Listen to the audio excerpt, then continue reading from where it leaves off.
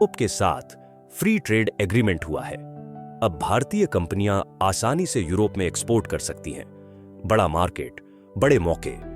लेकिन क्या वे यूरोप में आसानी से बेच पाएंगी, खासकर छोटी कंपनियां? यह वीडियो बताएगा कि क्या रुकावटें हैं और उन्हें कैसे दूर किया जाए। आखिरकार यूरोप ने भारतीय कंपनियों के लिए अपना बाजार खोल दिया है। यूरोप के साथ फ्री ट्रेड एग्रीमेंट या FTA हो गया है। इसे सभी एग्रीमेंट की जननी कहा जा रहा है।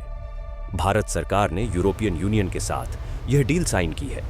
यह EU इंडिया FTA भारतीय कंपनियों के लिए एक बहुत बड़ा मौका है, इसमें कोई शक नहीं है। लेकिन इसमें एक पेंच है। क्या हमारी कंपनियां, मेरा मतलब है भारतीय MSME, इस मौके का फायदा उठाने के लिए तैयार हैं? क्या वे सीधे यूरोप के बाजार में अपना सामान बेच सकती है? हम इस वीडियो में इसकी जांच करेंगे। डिटेल्स में जाने से पहले आइए पहले समझते हैं कि यह फ्री ट्रेड एग्रीमेंट क्या है। फ्री ट्रेड एग्रीमेंट दो या दो से ज्यादा देशों या इकोनॉमिक ब्लॉक्स के बीच होता है ताकि सामान और सेवाओं के लेन देन में आने वाली रुकावटों को कम या खत्म किया जा सके, जिससे बिजनेस आसानी से हो सके। उदाहरण के लिए, एक भारतीय कंपनी यूरोपियन यूनियन के किसी देश, मान लीजिए जर्मनी को अचार एक्सपोर्ट करती है। प्रोसेस्ड फूड पर EU द्वारा लगाया जाने वाला टैक्स 25% तक था। अब यह 0% हो जाएगा। इसीलिए भारतीय अचार की डिमांड बढ़ेगी और भारतीय कंपनियों को ज्यादा बिजनेस मिलेगा। इसी तरह गारमेंट्स में टैक्स 12% से घटाकर 0% कर दिया जाएगा। लेदर के सामान में इसे ज्यादा से ज्यादा 17% से घटाकर 0% कर दिया जाएगा। मैंने डिस्क्रिप्शन में कैटेगरी के साथ एक लिस्ट दी है और हर कैटेगरी में कितना टैरिफ कम होगा, गारमेंट्स, केमिकल्स से लेकर इलेक्ट्रॉनिक्स तक। कृपया उसे देखें। दूसरा, आइए समझते हैं कि EU का बाजार कितना बड़ा है। यह सच में बहुत बड़ा है। यूरोपियन यूनियन में 27 देश हैं, जिनकी कुल आबादी लगभग 45 करोड़ है और 2024 से 25 में EU की कुल GDP लगभग 19 ट्रिलियन अमेरिकी डॉलर थी। इसका मतलब है कि यह भारतीय अर्थव्यवस्था से लगभग 4 गुना बड़ी है। उनकी औसत प्रति व्यक्ति GDP लगभग 35,000 अमेरिकी डॉलर है, जबकि भारत में यह सिर्फ 2,600 अमेरिकी डॉलर है। इसका मतलब है कि EU में प्रति व्यक्ति आय औसतन एक भारतीय व्यक्ति की तुलना में 13 गुना ज्यादा है। इसीलिए यूरोप में हर व्यक्ति की खरीदने की शक्ति भारत की तुलना में बहुत ज्यादा है। लेकिन बड़ा सवाल यह है कि क्या भारतीय कंपनियां, खासकर MSMEs, इस मौके का फायदा उठाने के लिए तैयार हैं? यहां हमें एक बात समझने की जरूरत है कि यूरोपियन बाजार बड़ा है, लेकिन साथ ही वे क्वालिटी को लेकर बहुत ज्यादा जागरूक और बहुत सख्त हैं। वे सस्ती क्वालिटी के प्रोडक्ट नहीं खरीदते। वे सुरक्षित, सर्टिफाइड, ट्रांसपेरेंट और सबसे जरूरी बात, सस्टेनेबल प्रोडक्ट खरीदते हैं।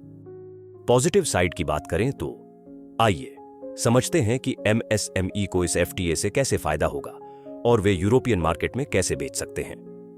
पहला, इनडायरेक्ट तरीका। बड़ी भारतीय कंपनियां जो पहले से ही यूरोप को टेक्सटाइल, लेदर गुड्स, दवाएं, इलेक्ट्रॉनिक्स एक्सपोर्ट कर रही हैं, उन्हें ज्यादा बिजनेस मिलेगा और बदले में वे MSME से ज्यादा खरीदेंगी। दूसरा इनडायरेक्ट तरीका यह होगा कि सुपरमार्केट जैसी बड़ी यूरोपियन कंपनियां सीधे भारतीय MSME से खरीदेंगी। तीसरे तरीके से MSME EU मार्केट को एक्सप्लोर कर सकते हैं और सीधे यूरोपियन क्लाइंट्स को बेच सकते हैं। हालांकि तीनों ही मामलों में खरीदार खरीदने से पहले MSME से ज्यादा सर्टिफिकेशन और ज्यादा जानकारी मांगेंगे। खरीदार फैक्ट्रियों को देखने आएंगे और खुद प्रोसेस को समझेंगे ताकि यह देख सकें कि सर्टिफिकेट और जानकारी सही है या नहीं। सिर्फ प्रोडक्ट की क्वालिटी ही नहीं, बल्कि यह भी कि इसे कैसे बनाया जाता है, क्या क्लीन एनर्जी का इस्तेमाल होता है या नहीं, पानी का इस्तेमाल कैसे होता है, कचरे का मैनेजमेंट कैसे होता है, क्या कर्मचारियों को सही सैलरी दी जाती है, क्या उनके साथ अच्छा व्यवहार किया जाता है, क्या बाल मजदूरी का इस्तेमाल होता है, क्या महिलाओं को रोजगार मिलता है। ये सभी बातें। अब आप पूछेंगे कि किस तरह के सर्टिफिकेट की जरूरत होगी। प्रोडक्ट कैटेगरी के हिसाब से सर्टिफिकेट अलग अलग होंगे। पहला, सर्टिफिकेट ऑफ ओरिजिन, जो दिखाता है कि प्रोडक्ट भारत में बने हैं। यह जरूरी है, इसके बिना कस्टम्स टैरिफ कम नहीं करेगा। दूसरा है क्वालिटी मैनेजमेंट सिस्टम के लिए ISO 9001, जो दिखाता है कि कंपनी में क्वालिटी कंट्रोल प्रोसेस है। इसके बिना कंपनी कोई भी सामान सप्लाई करने के लिए क्वालिफाई नहीं करेगी। तीसरा है एनवायरमेंटल मैनेजमेंट सिस्टम के लिए ISO 14001, जो दिखाता है कि हवा, पानी, कचरे पर पर्यावरणीय प्रभावों को सिस्टमैटिक तरीके से मैनेज किया जाता है। चौथा है ऑक्यूपेशनल हेल्थ एंड सेफ्टी के लिए ISO 45001। यह दिखाना जरूरी है कि काम करने की जगह सुरक्षित है और कर्मचारियों को सुरक्षा मिली हुई है। सोशल कंप्लायंस ऑडिट जैसे SA 8000, यह दिखाने के लिए कि मजदूरों के साथ जिम्मेदारी से व्यवहार किया जाता है और नैतिक बिजनेस प्रैक्टिस अपनाई जाती है। और भी बहुत सारे हैं।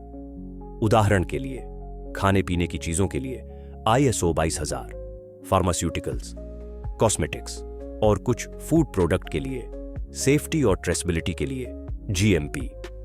क्योंकि यह एक लंबी लिस्ट है, मैं डिस्क्रिप्शन में सभी MSME के लिए सर्टिफिकेट की लिस्ट दे रहा हूं, कृपया इसे देखें। EU इंडिया FTA सिर्फ एक ट्रेड डील नहीं है, यह सभी डील्स की जननी है। भारतीय MSME को एक ऐसे बाजार तक पहुंच मिलेगी जहां 45 करोड़ लोग, जिनके पास अच्छे पैसे हैं, वे भारतीय प्रोडक्ट खरीद सकते हैं।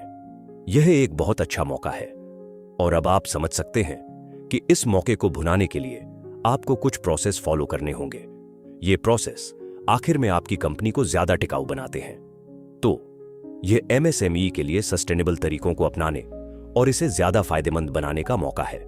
किसी समझदार व्यक्ति ने सही ही कहा है, मौका हमेशा तैयार दिमाग वालों का साथ देता है। प्लीज हमारे चैनल को लाइक, शेयर और सब्सक्राइब करें और हम अपने अगले वीडियो में आपसे मिलने का इंतजार करेंगे। धन्यवाद।